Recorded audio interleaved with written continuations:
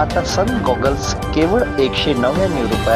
आज अमरावती येथे मोठी कृषी प्रदर्शनी आयोजित करण्यात आली आणि या कृषी प्रदर्शनीच्या माध्यमातून अनेक शेतकऱ्यांना नवनवीन तंत्रज्ञान आणि माहिती या माध्यमातून मिळत आहे। माझ्यासोबत काही शेतकरी आहे, काकाणी जे आहे।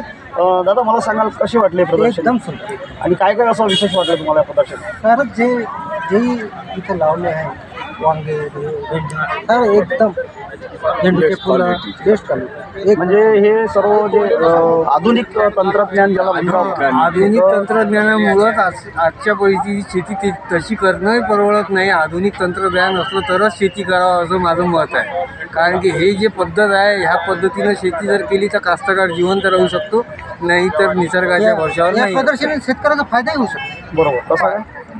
जे जे ॲव्हरेज कमी आहे काही मका तर ज्वारी इथं 41 क्विंटलचा आहे। अच्छा। आता काही याचा फायदा ही जी ज्वारी आहे ही ज्वारी मला वाटते याला पक्षी वगैरे खात नाही मला असं वाटतं। अच्छा अच्छा।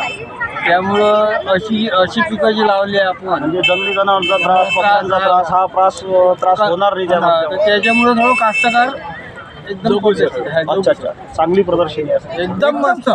म्हणजे पहिल्यांदा अमरावतीत ही प्रदर्शनी अशी पाहण्यास मिळून राहिली।